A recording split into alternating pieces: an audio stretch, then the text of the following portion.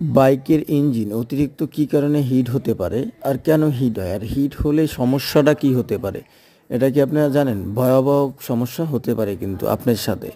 যে দেখেন, যদি ইঞ্জিন অতিরিক্ত হিট হয় তাহলে কিন্তু আপনার এই যে ইঞ্জিনের যে অয়েলটা এটা কিন্তু নষ্ট হয়ে যায় খুবই দ্রুত, ঠিক আছে?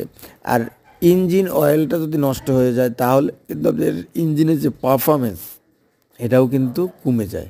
এই জন্য অতিরিক্ত যেন হিট না হয় এদিকে আপনারা কিন্তু ফলো করতে হবে। এই জন্য এই যে ডাস্ট এটা কিন্তু সেটিং করা যাবে না, কেননা এই যে ইঞ্জিনের ভিতরে ইঞ্জিনের যে এই যে উপরে যে খ্যাসকাটা যে দাগগুলো দিয়েছে, এই ভিটগুলো দিয়েছে, এই যে দেখেন এই ভিটগুলো কিন্তু খুবই কার্যকারী। এটা কেন দিয়েছে আপনি কি জানেন? এটা দিয়েছে এজন্যই যে আপনার ইঞ্জিনের যে বাতাসটা ঢুকে এটা কিন্তু যেন ডিরেক্ট বেরোয় না যায়, ঠিক আছে? ডাইরেক্ট বেরোয় যদি যায় তাহলে কিন্তু আপনার ইঞ্জিনটাকে ঠান্ডা করবে না। এই জন্যই এই বিটগুলো দেওয়া, যেন যখন বাতাস ঢুকবে তখন যেন বাধাগ্রস্ত হয়। আর ওই বাধাগ্রস্ত হলে গরম যে বাতাসটা ওটা কিন্তু বের করে নিয়ে যায়, ঠিক আছে?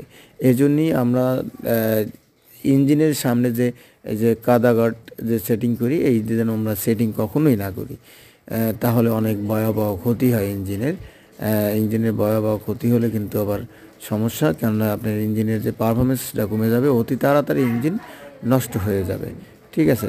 এইটার দিকে আমরা সবসময় জন্য খেয়াল রাখবো এবং সুন্দরভাবে মেনটেন করব। মেনটেন করতে কী কী প্রয়োজন সেটা কিন্তু আমার দেওয়া আছে, ওই জায়গায় দেখিয়ে আসতে পারেন ভিতরে যে